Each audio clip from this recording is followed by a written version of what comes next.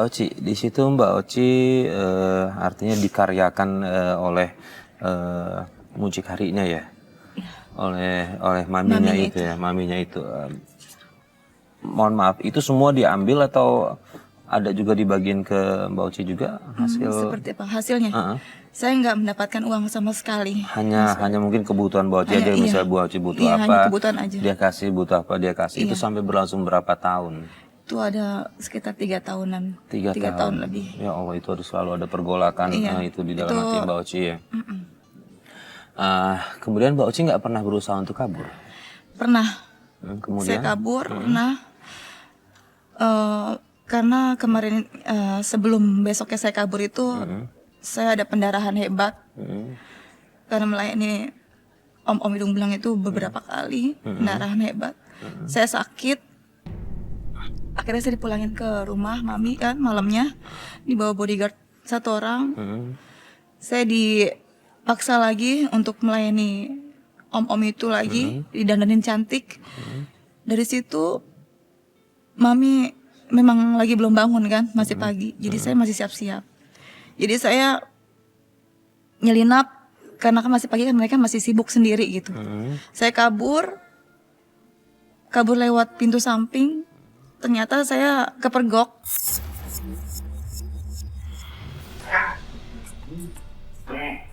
Mana pernah lu bisa menang dari gua?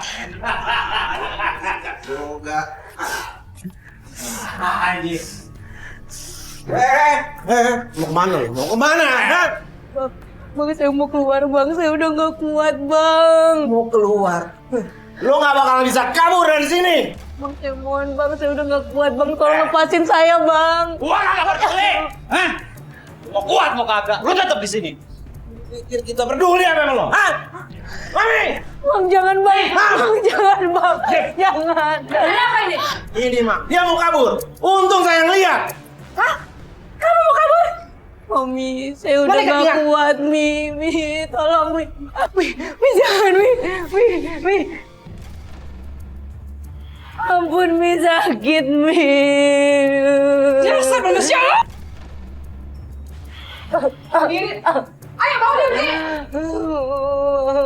Ayo, kabur lagi. Saya mau kabur hari itu karena saya udah gak kuat. Seberapa lama Mbak bertahan akhirnya di situ? Iya, saya bertahan karena saya nggak bisa kabur dari mana-mana, Mas Farid. Iya. Sampai ada laki-laki yang memang baik datang ke rumah Mami. Kita dideretkan lah, ada 5 orang. Dipilihlah salah satu dari kami. Laki-laki itu pilih saya. Dibawalah saya. Mami percaya sama dia karena bayarannya lebih besar dibanding orang-orang sebelumnya. Sama sekali dia nggak pernah nyentuh saya, Mas. Dia nggak menyentuh saya. Dia hanya ngasih tahu bagaimana perasaan kamu tinggal di rumah itu. Saya bilang saya sakit, dan saya pun sekarang lagi sakit. Saya udah nggak kuat. Kita udah ketemu udah beberapa kali sama dia. Udah saling sayang.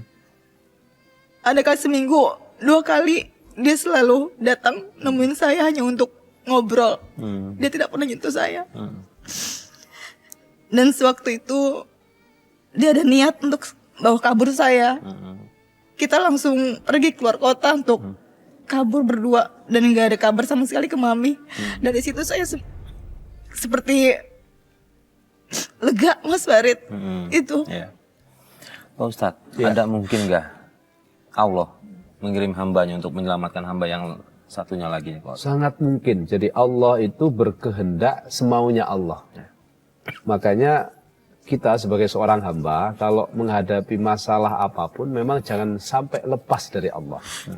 Caranya, kita selalu zikir, ingat kepada Allah, sekaligus kita berdoa. Dalam kondisi keterpaksaan apapun, kalau kita berdoa, Allah pasti akan mengabulkan doa kita. Nah, ini yang seringkali tidak kita sadari. Dalam kondisi terjepit, kadang kita lupa diri dan lupa daratan. Seolah-olah kita tidak punya Tuhan lagi. Sehingga kalap.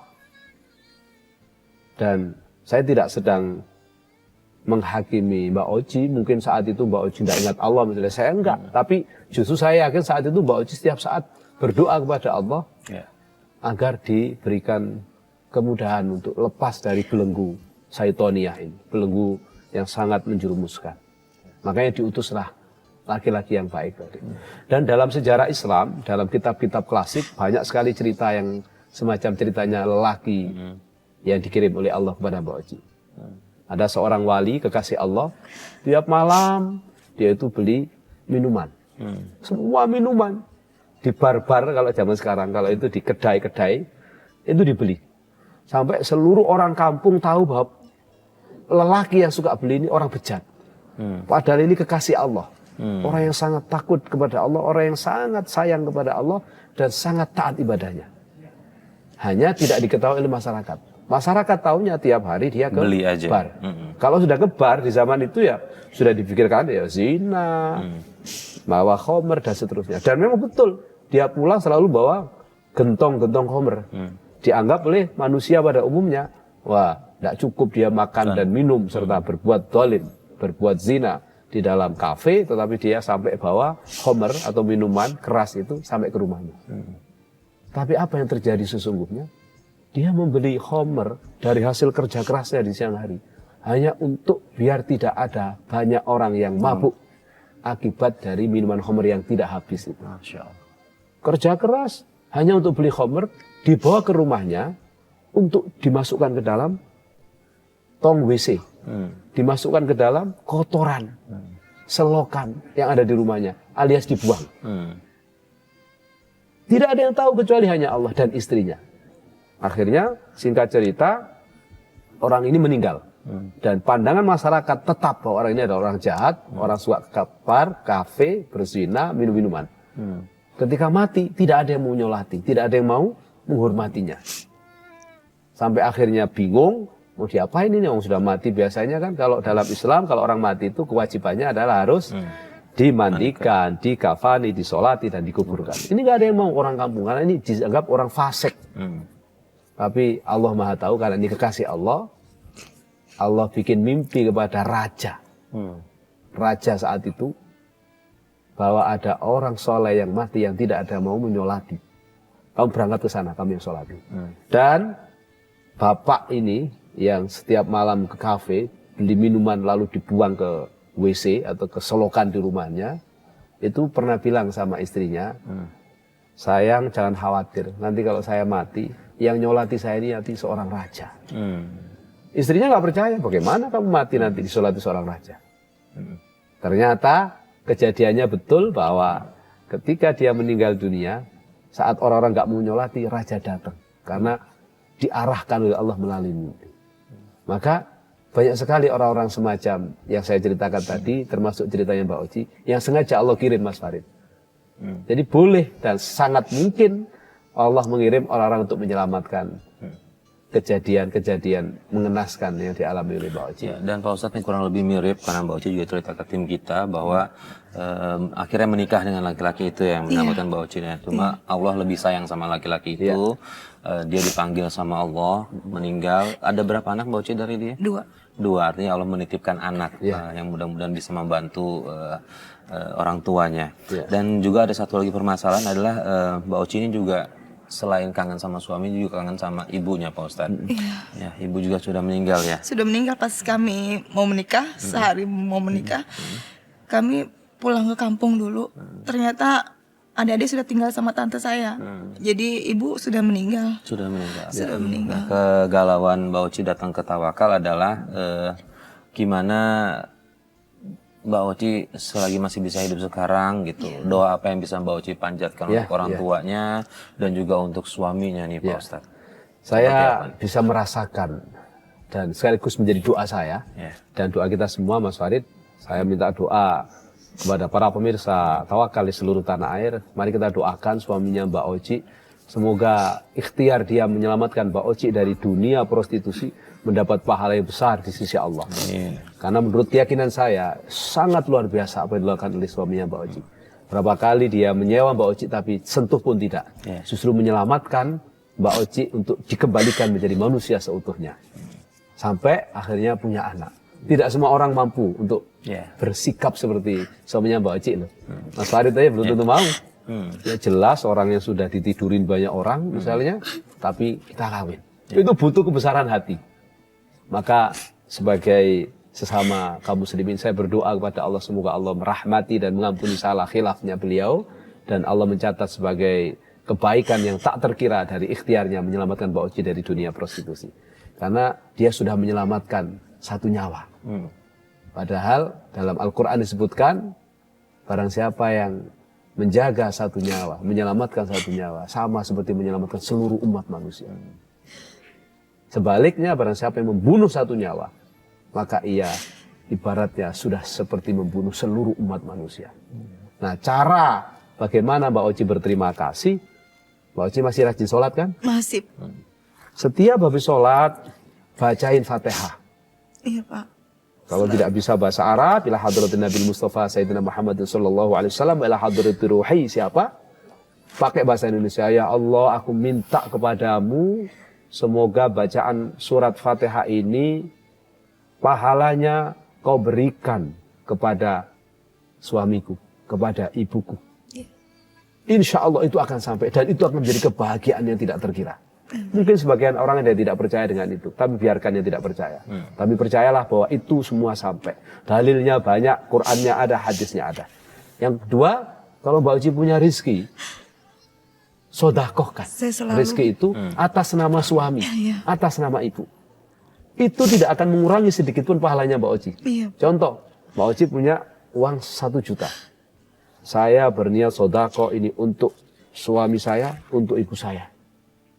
Apakah bangun masjid, apakah ngasih makan anak fakir, anak miskin, anak yatim.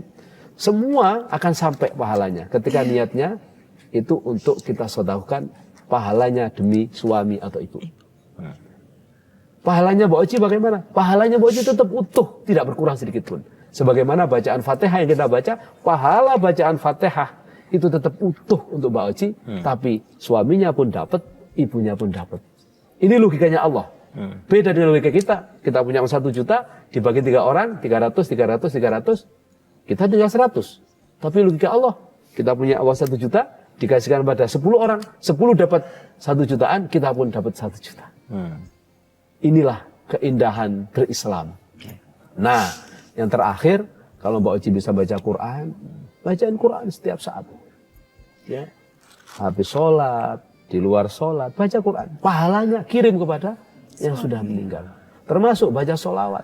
Jadi kalau ke kuburannya, Allahumma sholli ala sayyidina Muhammad, Allahumma sholli alaihi wasallim. Ya Allah, dengan barokahnya sholawat ini, aku bermohon kepadamu, ampunilah salah khilaf suamiku, salah khilaf ibuku, salah khilaf semua orang-orang menjadi tanggung jawabku. Berikan rahmat terbaikmu. Jadikan kuburnya menjadi taman-taman surga, ya Allah. Amin. Jadikan tempatnya adalah tempat yang paling mulia di sisinya, ya Allah. Ya Allah, kabulkan doa-doa kami. Ala hadhihi niyah wa ala qabuli du'aina bi barakati sirril Fatihah. A'udzu billahi minasyaitonir rajim. Bismillahirrahmanirrahim. Alhamdulillahi rabbil alamin. Arrahmanir rahim. Maliki yaumiddin. Iyyaka na'budu wa iyyaka nasta'in. Ihdinas siratal mustaqim. Siratal ladzina an'amta 'alaihim ghairil maghdubi 'alaihim waladdallin. Rabbi ighfirli wa liwalidayya wa lil mu'minina amin ya rabbal alamin. Terus lakukan semacam itu, insya Allah itu adalah bakti dari Mbak Oci kepada suami dan ibu. Dan yang paling terakhir Mas Farid, titipan anak 2, jaga dengan baik. Ajari dia Al-Quran, ajari dia sholat, ajari dia berbuat baik, ajari dia belajar dengan sangat rajin hingga sukses. Kalau dia jadi kaya raya, lalu rajin berderma, dia ahli baca Quran, syukur sampai hafal Quran, dia baik sama orang, maka setiap kebaikannya anak itu akan kembali kepada orang tuanya, kembali kepada Mbak Oci, kembali pada ayahnya. Ini yang menjadi PR Mbak Oci, dan semuanya insya Allah akan indah kalau semua dikerjakan ikhlas. Amin ya Pak. Jadi lupakan yang lalu-lalu, jadikan itu catatan sejarah untuk Mbak Oci sekaligus pelajaran untuk para pemirsa. Hati-hati dengan siapapun yang mengajak kita yang kita tidak kenal dengan tawaran-tawaran yang aduhai, tapi sejatinya itu adalah jebakan untuk kita diperjualbelikan. Ya.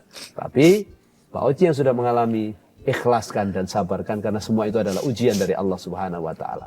Yang tersisa dari Mbak Oci, anak-anak didik dengan baik. Jangan sampai nggak sholat. Karena setiap sholat yang dilakukan oleh anak, pahalanya mengalir pada Mbak Oci dan suami. Amin ya rabbal alamin. Setiap Quran yang dibaca, pahalanya mengalir pada Mbak Oci dan suami. Nanti kalau anak sukses, setiap kebaikan dilakukan, pahalanya mengalir pada Mbak Oci dan suami. Amin. Baik, terima kasih Pak Ustadz atas semua nasihatnya. Mbak Oci, mudah-mudahan ini semua bermanfaat buat Mbak Terima Oci. kasih, Mas Ari. Ya, saya juga ikut bantu Terima kasih, doa Pak untuk Ustadz. semuanya Mbak Oci. Dan pemirsa, akhirnya sampai di sini tawakal. Terima kasih atas kebersamaan Anda. Saya Farid Hasan undur diri. Wabillahi taufiq wal hidayah. Wassalamualaikum warahmatullahi wabarakatuh. Waalaikumsalam.